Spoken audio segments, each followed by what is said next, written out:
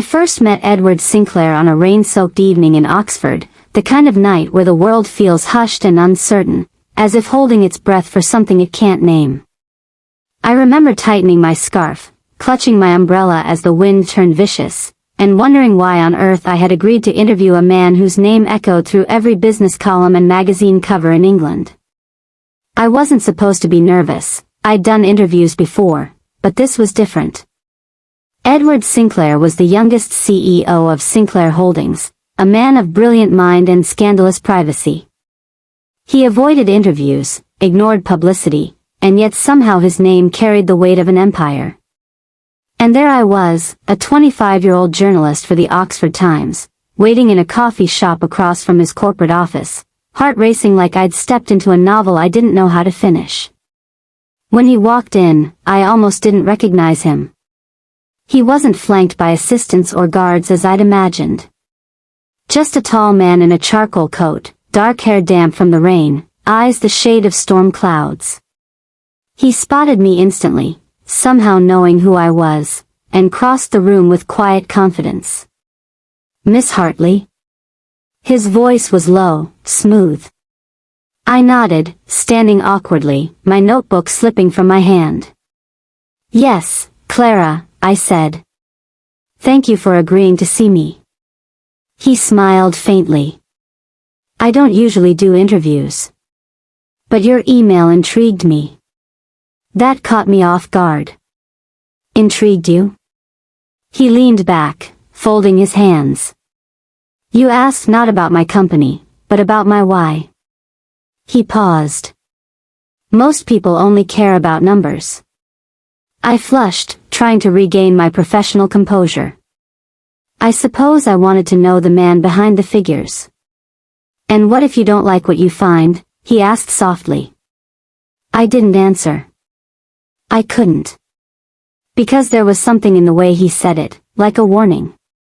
For the next hour, the rain tapped gently against the window as we spoke. His words were deliberate, thoughtful. Every answer he gave was measured, yet vulnerable in the subtext. I noticed the way his fingers toyed with his coffee cup when he spoke of his father, the distant look in his eyes when I asked about regrets. He was both fascinating and impossible. By the time I left, the city had grown quiet. He walked me to the door, holding my umbrella as I gathered my things. "You'll send me the piece before it's printed?" he asked. "Of course." "And if I hated it?" A faint smirk. "Then I'll say it's art," I replied. He laughed, really laughed, the kind of sound that lingers. "Good night, Miss Hartley." "Good night, Mr. Sinclair." As I walked home under the drizzle, I couldn't shake the thought that I'd just met someone who would change everything, though I didn't know if it would be for better or worse. The article published 2 days later. My editor called it brilliantly human. Edward called me the next morning. "I read your piece," he said simply. "And? You saw more than I intended you to." I hesitated. "Should I apologize?" "No," he said. "I'm inviting you to dinner." That was how it began. No flowers, no rehearsed lines, just a phone call that sounded more like a challenge than an invitation. And because curiosity has always been my downfall, I said yes. We met at a quiet restaurant tucked along the Thames. The lights were soft, and a pianist played something delicate in the corner. Edward looked different that night, not guarded, not corporate, but almost real. "You don't like small talk, do you?" I asked after the first few awkward minutes. "Not when there are better things to discuss." "Like?" He studied me.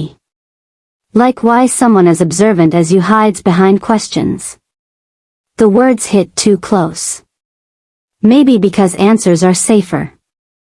His gaze softened. "Sometimes they're not." We spoke for hours, about books, music, childhood dreams. He listened like every word mattered. At one point, our hands brushed as I reached for my glass, and something inside me stilled. He didn't pull away. Neither did I. By the end of the evening, the tension between us was undeniable, not reckless, but restrained, simmering beneath the surface. When he walked me to my car, he hesitated. "Clara," he said quietly, "I don't know what this is. But it's not ordinary." "Neither are you," I murmured. He stepped closer, rain beginning to fall again, drops catching in his hair.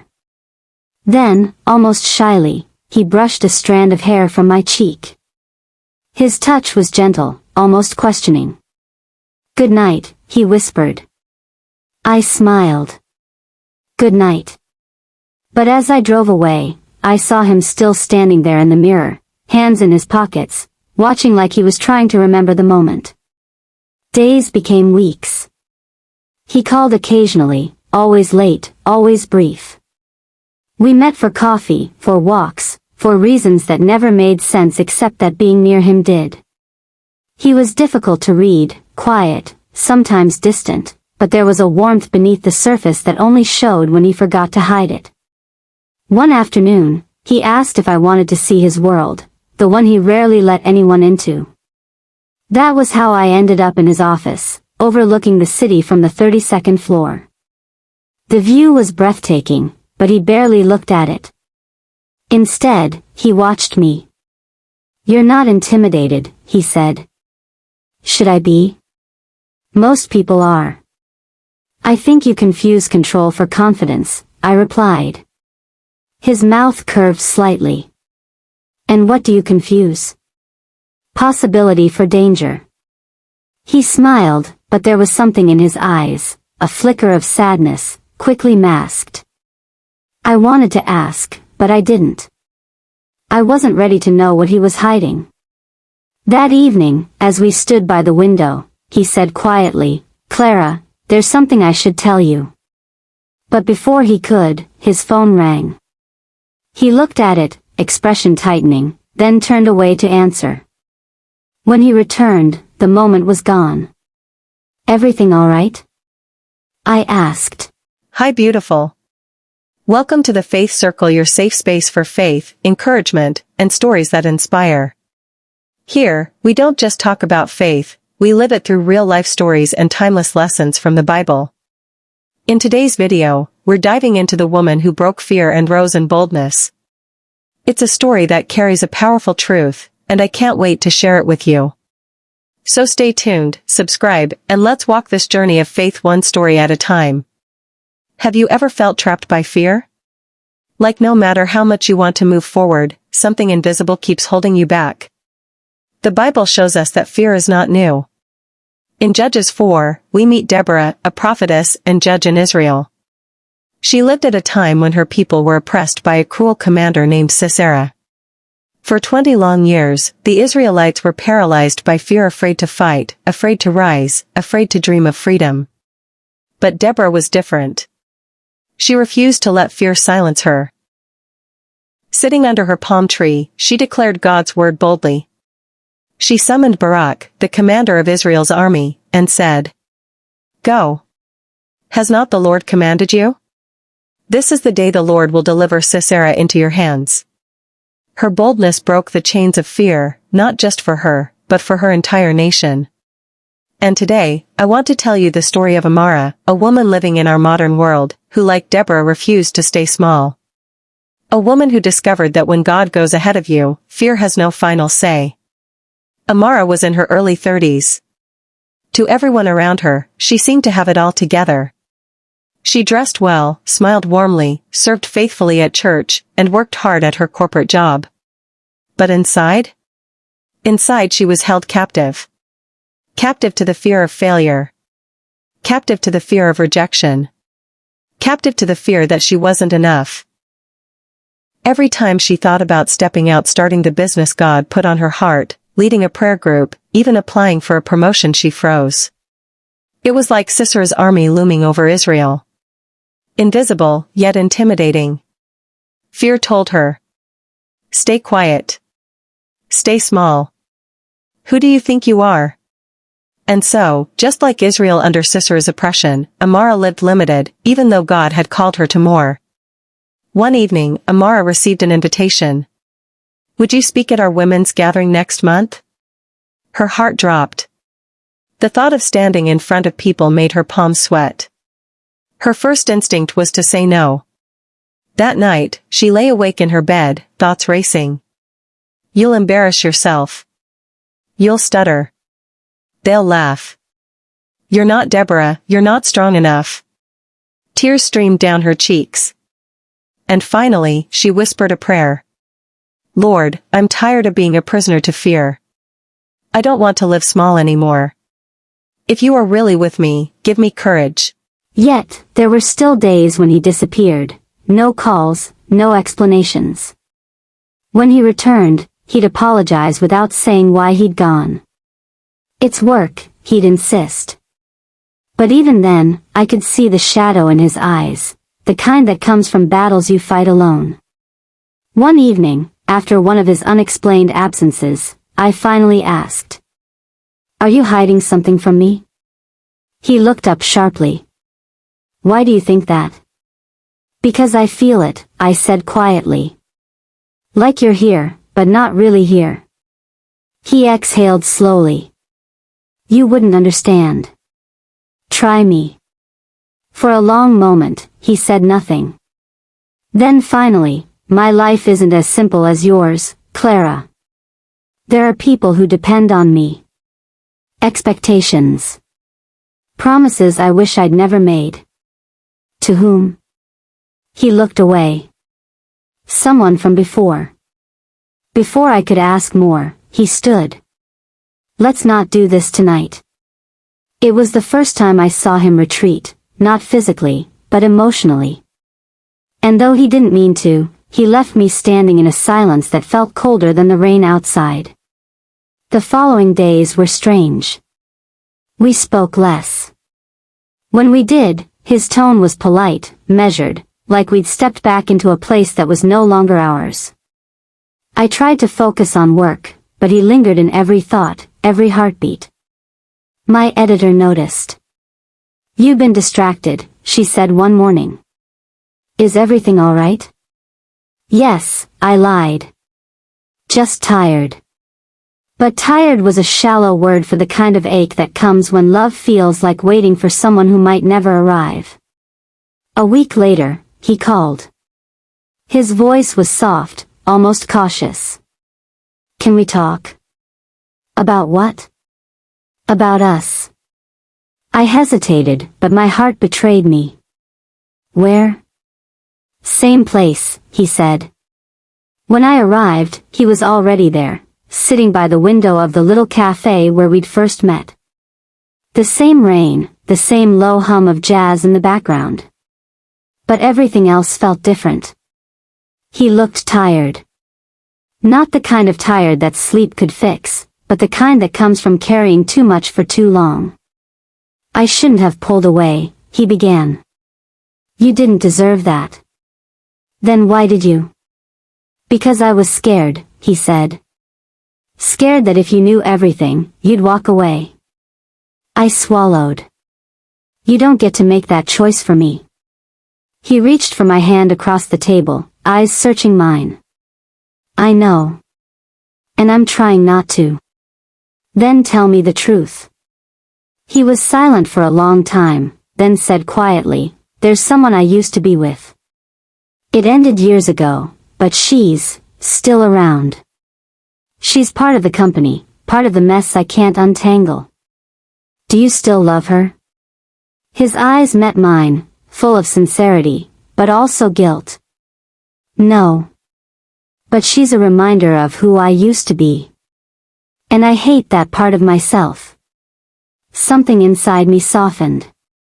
Because I understood, sometimes the hardest battles aren't against others, but against the person you once were.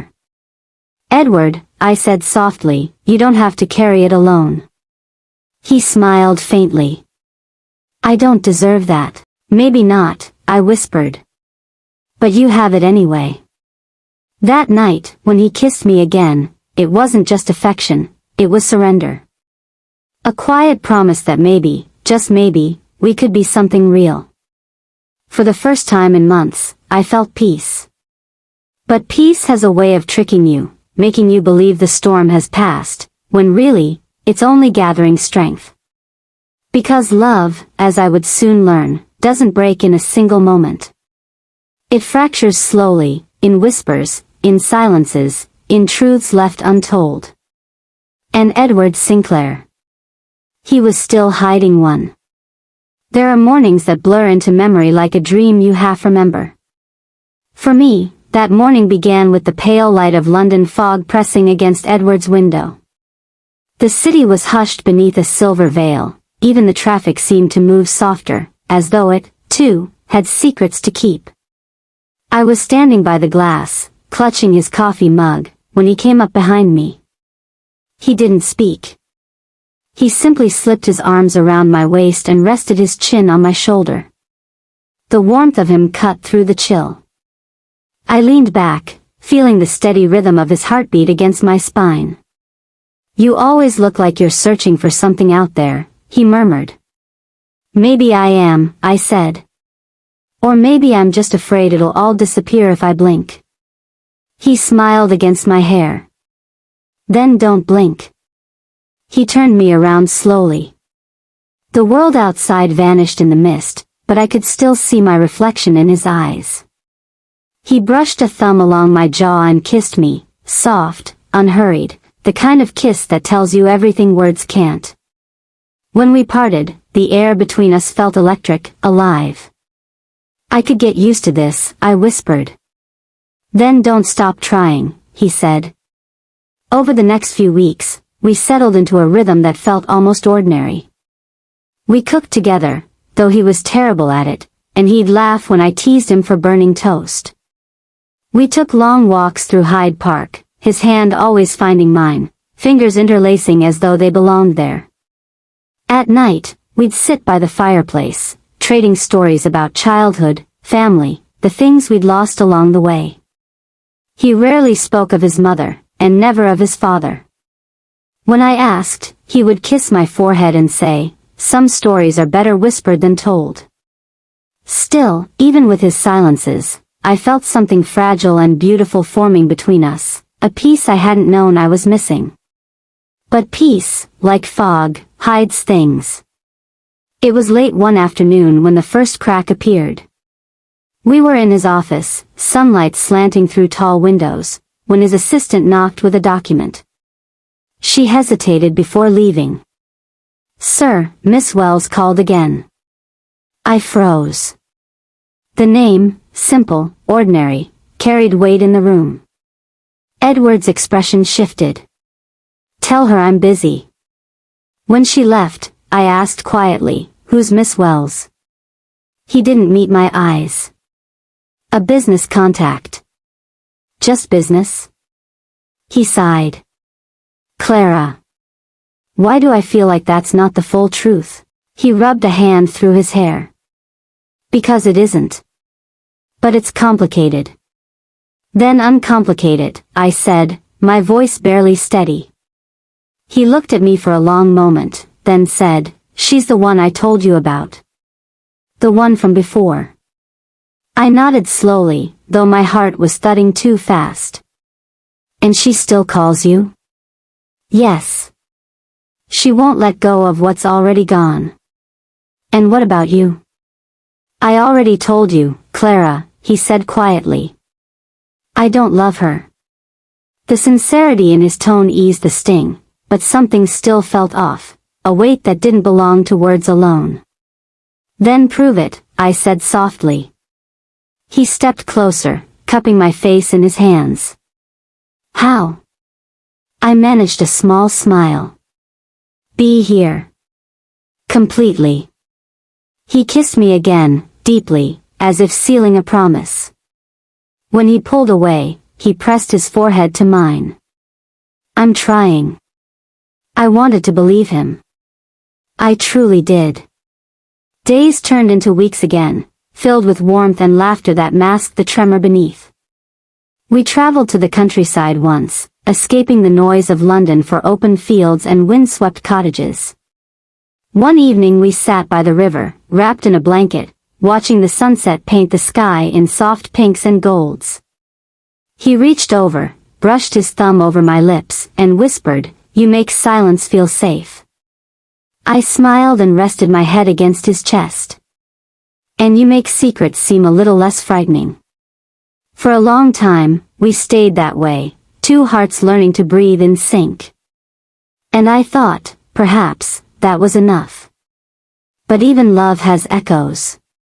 And Edward's past had not finished speaking. It was a Friday evening when I found out. He had left his laptop open on the table while taking a call outside. I hadn't meant to look, curiosity simply reached before conscience could stop it. An email sat open, short but unmistakable. "We need to talk. You owe me the truth, or I'll tell her myself.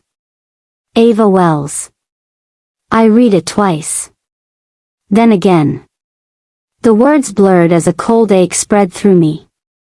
When he returned, I closed the laptop quietly. He smiled, unaware. "You ready for dinner?"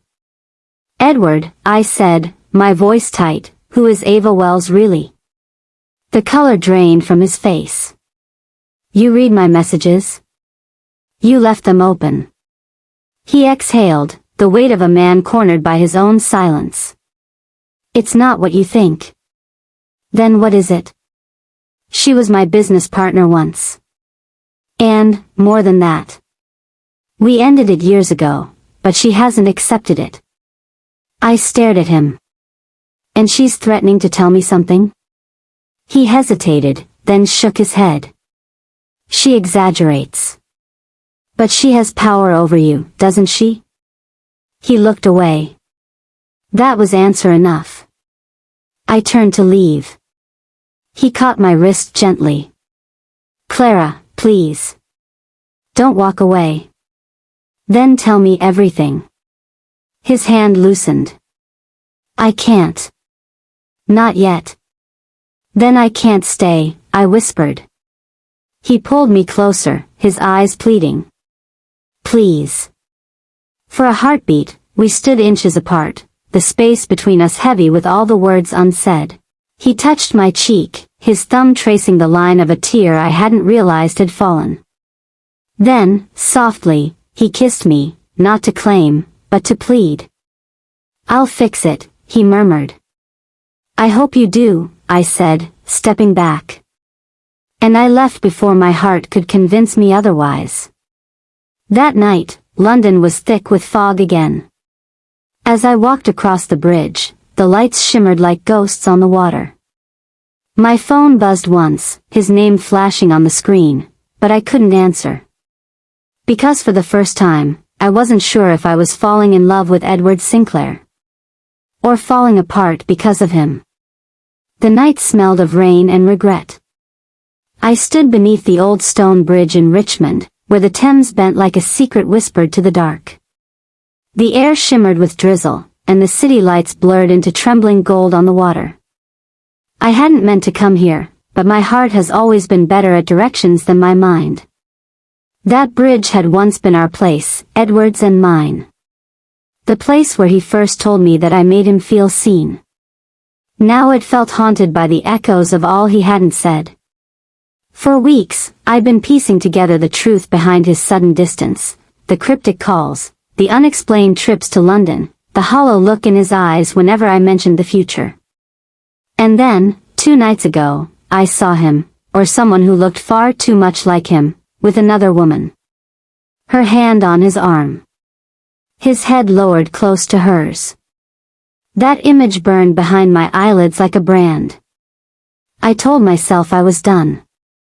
That I would delete his messages, return his jacket, erase him from my veins. But love is a stubborn trespasser, it breaks into every locked resolve. That's why I was here, not to forgive, but to understand. When I heard the faint scuff of shoes on the path behind me, I didn't need to turn. I knew his footsteps the way I knew my own heartbeat. "Clara," his voice came, low and rough, cutting through the rain. I didn't speak. Not yet. I wanted him to feel the silence, to sit in the ache he'd created. He stopped a few feet away. You shouldn't be here this late. It isn't safe. A bitter laugh escaped me. You forfeited the right to worry about my safety when you stopped answering my calls, Edward. His jaw flexed. It's not what you think. It never is it? I turned then, meeting his eyes, those familiar storm gray eyes that once melted every defense I had. Then tell me what it is. Tell me why I saw you with her. For a moment, only Rain spoke. Then he said quietly, she's not what you believe. Her name's Elise. She's someone from my past. She needed help. The name felt like a blade drawn slowly across my chest. You couldn't tell me? I wanted to protect you. I laughed again, soft, disbelieving. From honesty? His expression cracked. From the mess I was still untangling. From the man I used to be. He took a step closer, and I instinctively backed away until my shoulders brushed the cold stone of the bridge wall. The air between us shimmered with something fragile, not quite anger anymore, but not forgiveness either. Clara, he said, voice trembling with the weight of it all, I've been wrong. I thought I could keep parts of my life sealed off, spare you the ugliness. But all I've done is drive you away. The way he looked at me then, rain in his lashes, remorse etched across every line of his face, it was almost unbearable. He reached for my hand. I hesitated, but when his fingers brushed mine, a tremor of everything we'd been came rushing back. The warmth, the laughter, the nights of shared silence where words weren't needed. You hurt me, Edward. I know. He took another step, closing the distance. And I'll spend as long as it takes trying to make it right.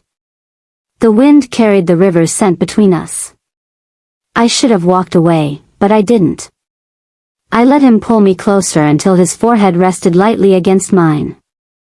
Don't make promises you can't keep, I whispered. I'm not, he murmured.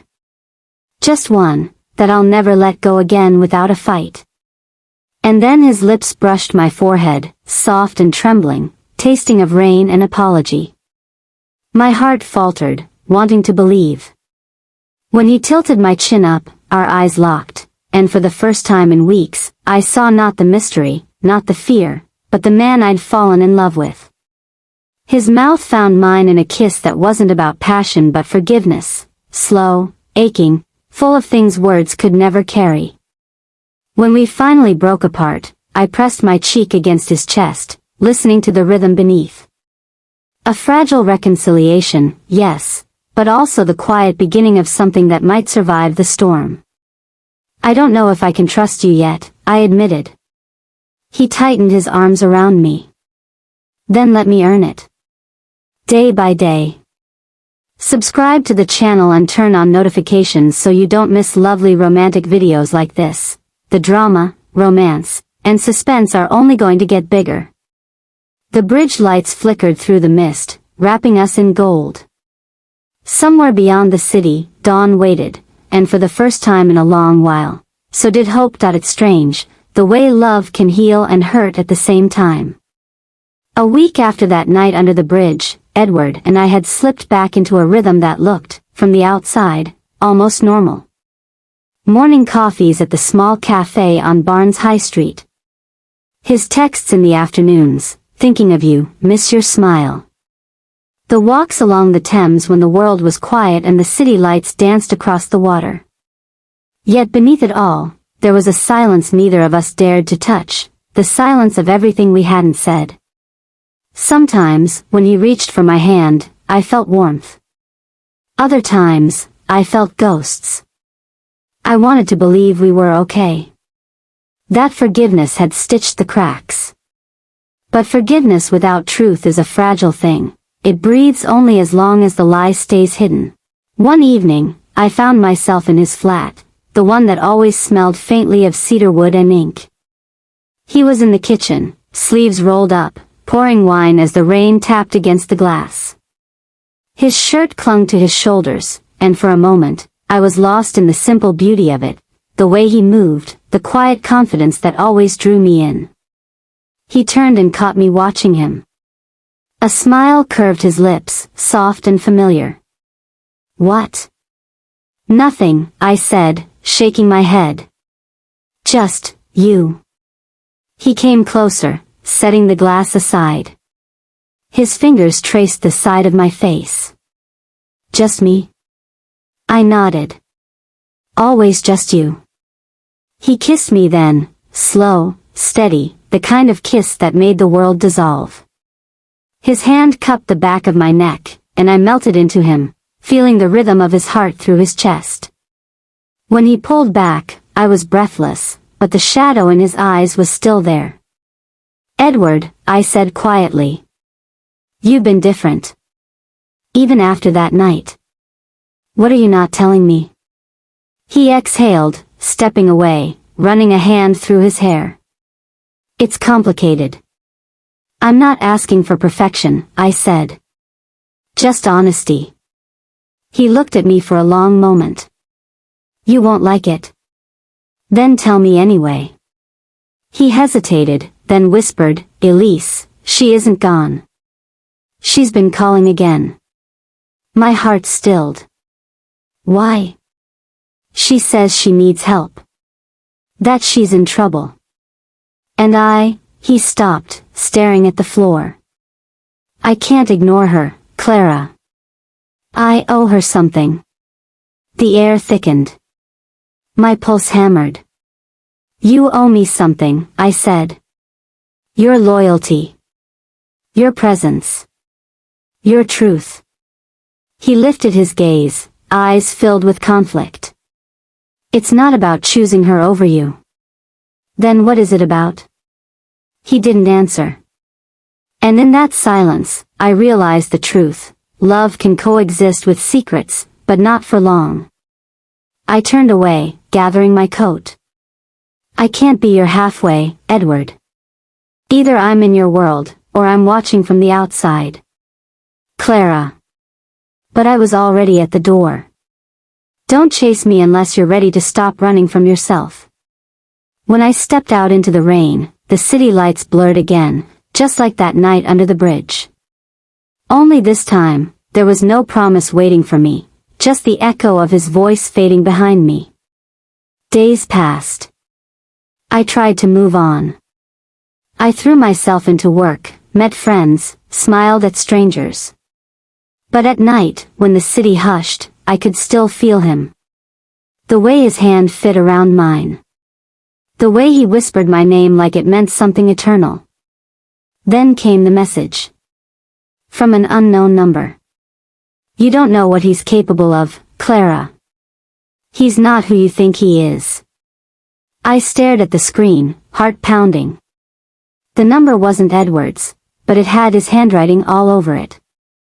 Controlled. Polite. Dangerous. Was it Elise? Was it someone else? I didn't know. But I knew one thing, the betrayal I'd feared might only have been the beginning. I needed answers. And for that, I'd have to face Edward again. Not as the woman who loved him, but as the woman who finally wanted the truth. The morning the letter arrived, I could feel the weight of it before I even touched it. It was tucked neatly in a cream envelope, unmarked except for my name in Edward's familiar handwriting. I didn't know whether to be relieved or terrified. My hands trembled as I broke the seal. Inside was a single sheet of paper, written in his precise script. "Clara. I owe you the truth. Everything else has been lies by omission, and I cannot ask for your forgiveness without first telling you what I should have long ago. Meet me tonight by the bridge. The one where we first found each other. I will tell you everything. Edward." The words made my chest tighten. Everything I had feared, Elise, the half-truths, the shadows of the past, now had a face. Yet beneath that fear was something else, the longing that had never left me since the first time he held my hand. I spent the day in a haze, avoiding calls, emails, even my reflection. My friends noticed, but no one could reach me. Every step through London felt weighted, as if the city itself held its breath, waiting for what was to come. Evening arrived in a drizzle, soft and persistent. I walked to the bridge, umbrella barely keeping me dry, heart hammering in a rhythm that refused to calm. There he was, waiting, tall and solemn, hands shoved into the pockets of his coat. The mist curled around him like a cloak, making him look almost ethereal. "Clara," he said as I approached, voice low, almost reverent. I didn't answer. My eyes searched his, looking for the truth behind the man I had fallen for, the man I still loved despite everything. He gestured to the bench beneath the bridge. I sat, cautious, as he lowered himself beside me. The silence stretched long enough to make my chest ache. Finally, he spoke. "Elise, she's been part of my life longer than I thought she would be. I ended it years ago, but she refused to accept it. She reached out, needed help, and I didn't know how to refuse her. I didn't want to lie to you, Clara, but I also didn't want to hurt her by walking away." I swallowed hard, the betrayal twisting like a knife. "So you hid her from me. You lied by omission." "No," he said, voice trembling. "I didn't lie to protect her. I lied to protect you. I was terrified that the truth would destroy what we have before it even began. I wanted to hate him. I wanted to turn and walk away. But when he reached for my hand, I felt the familiar warmth, the pulse of something steady beneath the chaos. "Edward," I whispered. He leaned closer, brushing his lips over my knuckles in a gentle, lingering kiss. "I'm here. Only here. Only you." I could feel the tension in his arms, the weight of every unspoken word, and I realized that the betrayal, while real, didn't erase the love we had shared. Not completely. "You should have trusted me," I said softly. "You should have let me be part of your world from the start." "I know," he admitted, his forehead resting lightly against mine. "And I'll spend every day proving it. I can't undo the past, but I can be here, fully, from now on." The rain began to fall harder, drumming gently against the bridge. Edward wrapped his coat around me, pulling me close. I rested my head against his chest, listening to the steady beat of his heart, letting it drown out the echo of betrayal. He kissed the top of my head. A soft, apologetic kiss. "I'm not perfect, Clara. But my love for you, that's the one thing I can't hide." For the first time in weeks, I let myself believe him. Let myself feel the warmth of his arms, the safety of his embrace, the certainty that while the past had cast shadows, it didn't have to define us. And in that fragile, mist-wrapped moment, I realized something crucial. Love is messy, and hearts are complicated, but when two people choose each other despite the chaos, they begin to write their own story, a story worth every hurt, every tear, every lingering doubt. I pressed a soft kiss to his chest, whispering against the fabric of his coat. "Then we'll figure it out. Together." He tightened his arms around me, resting his chin on my hair. "Together," he echoed. And for the first time in what felt like forever, the storm inside me began to ease, replaced by something stronger, fragile, and real. Something worth fighting for. London's mornings had a different light when I walked along the river after that night on the bridge. The city felt quieter somehow, but my heart was anything but calm. I wanted to believe in Edward's words, that we were together now, that nothing could come between us. But the shadow of Elise, and the secrets Edward had carried, still lingered, whispering doubts into every corner of my mind. I met him for breakfast at our usual cafe, the one tucked between bookshops and bakeries in Barnes. The smell of fresh coffee and pastries wrapped around us like a comfort blanket, but the tension lingered, invisible yet heavy. "Morning," he said, sliding into the seat opposite me, his hand brushing mine as he settled. I looked at him, studying his face, the slight creases of worry at his eyes. "Morning," I replied, trying to sound casual. He reached across the table and took my hand, thumb stroking lightly. "You've been quiet." "I'm just thinking," I said. "About the past. About Elise. About everything." He leaned back, his expression tight. "I know it's hard. I wish I could erase all of it for you." "You can't," I said softly, squeezing his hand. "But I want to try to trust you again. Truly. Not just the words, Edward. The actions." He smiled faintly. "Then I'll give you all of me. No more shadows." I wanted to believe him. I needed to believe him. So I did, at least for that moment. But life has a way of testing hope. A few days later, while I was at work, I received a message that made my chest tighten. Edward Sinclair just posted a photo with someone at a gala. Smiling. Together. I froze. My fingers shook as I scrolled through the image. It was him, yes, and a woman I didn't recognize. But there was something familiar in her posture, the tilt of her head toward him. My stomach twisted. When I called him, my voice trembled despite my effort to stay calm. "Edward, who is she?" There was a pause. "She's a business associate." "That's all," he said, but the tone was different, defensive, strained. "I saw the photo. You didn't tell me you'd be at that gala with her." "I didn't think it mattered," he said. "It was work. Nothing more." I could hear the tension in his voice. And even though I wanted to trust him, the image of the other woman lingered like smoke, tainting the fragile peace we'd built. "I need you to be honest," I said quietly. "I can handle the truth, Edward. Just not lies."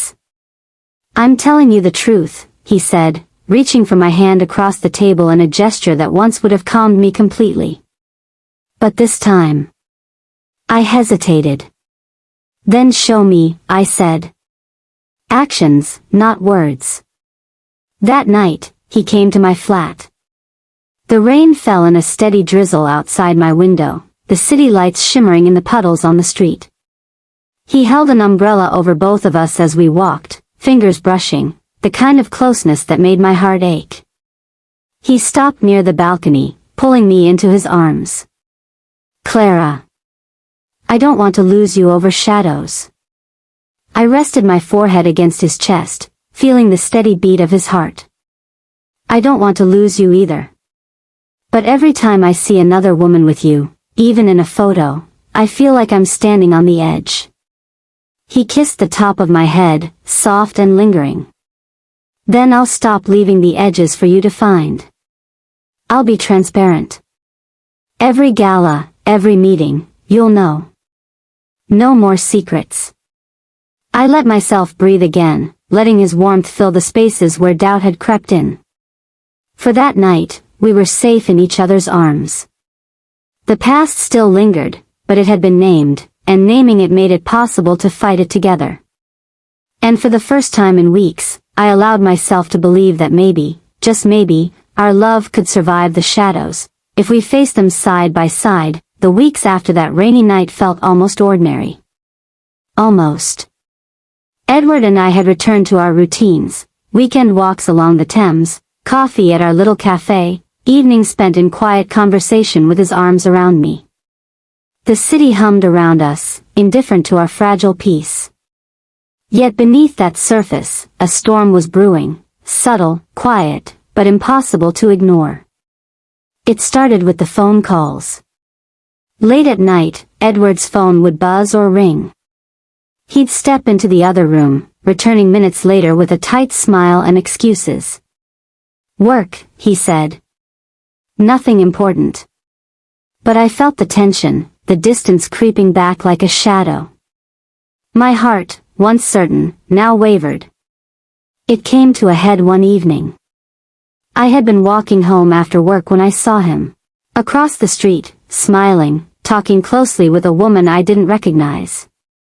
Her hand brushed his arm, just like before. My chest constricted, and I felt the sharp sting of betrayal that I had hoped was behind us. I didn't call.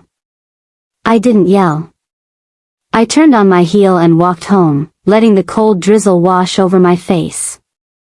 By the time I reached my flat, I was trembling. Edward arrived soon after, as if he had known. "Clara, please, let me explain," he said, voice strained as he stepped through the door.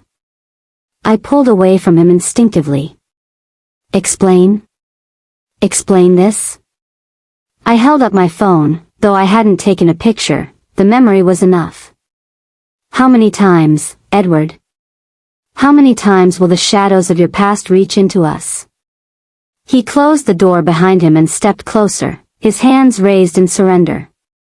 "I swear, she's just a client. There's nothing between us. I didn't even realize she'd be there that night. It wasn't deliberate."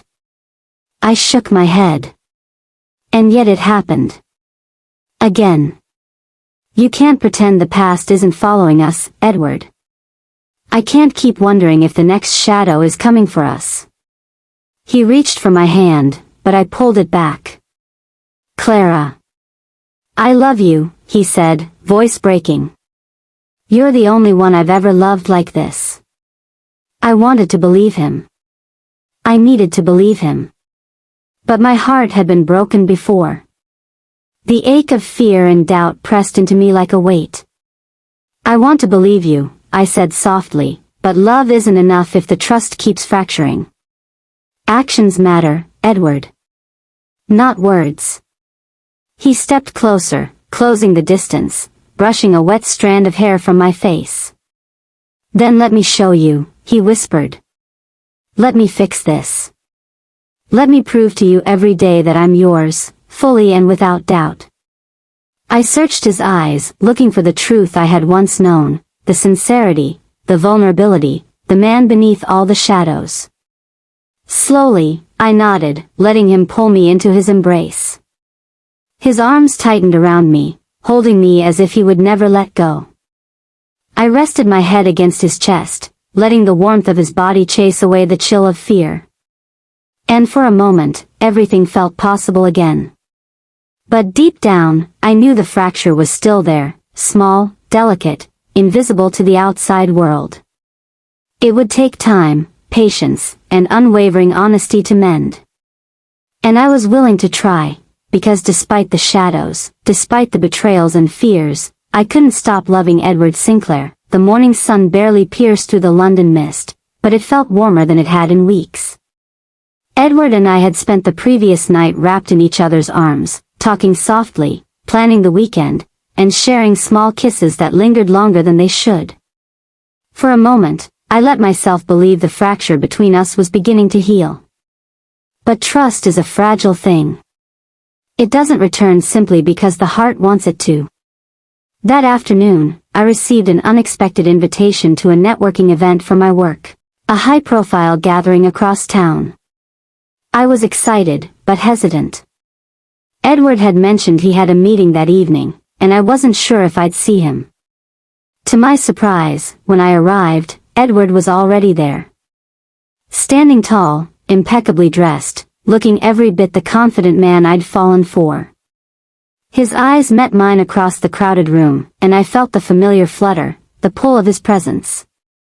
He approached me, slipping an arm around my waist in a protective, familiar gesture. "You look amazing," he murmured, pressing a soft kiss to my temple. "Thank you," I replied, my nerves settling just a little in his embrace. "I didn't expect you." "I moved my meeting," he said, smiling. "I wanted to be here. With you." The evening passed in a whirl of conversation, laughter, and polite introductions. Edward stayed close, his hand lightly touching my back as we navigated the crowd. I wanted to trust him completely, to let go of the shadow that had haunted us, but every glance he gave another woman made my stomach tighten. Later, as we stepped onto the terrace for a breath of night air, I confronted him gently. "Edward. I need to know, truly, that nothing is going on. No shadows, no lies. I need honesty. He turned, taking both my hands in his gaze unwavering. Clara. I swear. There is nothing, and there never will be, that comes between us. You are my world. My choice. Always. The sincerity in his eyes melted some of my doubt. I leaned into him, letting him pull me close. His arms wrapped around me, firm and steady, as if they could hold away every fear and every past betrayal.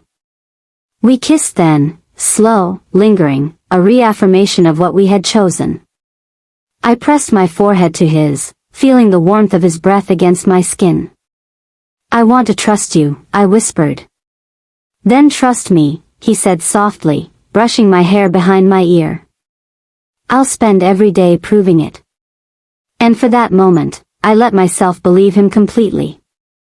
But the test was far from over. The following week, I discovered an email on his office computer, a message from Elise. The subject line alone made my heart pound. We need to talk. Now. Edward had been honest in his words, but the past still lurked, ready to test our fragile trust. I felt a mixture of fear and determination. I wouldn't let this fracture us, not if I could help it. That evening, I confronted him, hands trembling but resolve steady. Edward. Elise emailed you again. What's happening? He sighed, guilt and tension etched across his face. I told her no. I told her it's over. I'm done. She won't contact me again, I promise. I need you to show me that, Edward. Actions. Not just words. He nodded, pulling me into his arms. I will. I promise you, Clara. No more shadows. No more doubt. We stayed like that for a long time, holding each other, letting the warmth of our embrace speak louder than any fear or betrayal. I rested my head against his chest, feeling his heartbeat sync with mine. A steady rhythm that reminded me why I had chosen him, again and again. The night ended with a kiss at my doorstep, soft and lingering, and a whisper that sent shivers down my spine. You are my everything, Clara. Always. For the first time in months, I allowed myself to believe that love, despite the shadows, could survive the tests of trust. And as I closed the door and leaned against it, I realized that the hardest battles of the heart were not the ones fought against others, but the ones fought against fear, doubt, and past mistakes. The morning air carried a crisp bite, hinting that autumn was creeping into London. The leaves along the river had begun to turn amber and gold, swirling gently in the breeze as Edward and I walked side by side. For the first time in weeks, I felt a fragile sense of peace. He reached over, brushing a strand of hair from my face, and kissed my temple. You okay? He asked, voice soft. I nodded, leaning into him. I am, with you. But even in that simple affirmation, the unease lingered. Shadows have a way of following love quietly, and I had learned not to trust a sense of calm for too long. That evening, the shadows returned. I was at the cafe when my phone buzzed, an unknown number flashing across the screen. Hesitant, I answered. Clara? A familiar, cold voice spoke. Elise, I whispered, my chest tightening. I warned you before, she said. He isn't who you think he is. You've been kept in the dark. My stomach dropped. Every step I had taken to trust Edward felt like it was teetering on the edge of collapse. What do you want? I asked, trying to keep my voice steady. I just want him back, and you out of the picture. The call ended abruptly, leaving me shaking. My mind raced as I realized that trust wasn't just about Edward's honesty. It was about facing the consequences of his past and the people who refused to let go. I confronted Edward that night, standing in his flat with rain streaking the windows. Elise called me, I said, voice trembling. She's back. His expression shifted, tension knitting his brows together. I thought she would leave me alone. I didn't expect this. I took a step closer, placing a hand on his chest, feeling the steady beat of his heart beneath my fingers. Edward, I need to know that you will protect what we have. That you won't let the shadows of your past destroy us. He lifted my hand to his lips, pressing a soft kiss to my knuckles.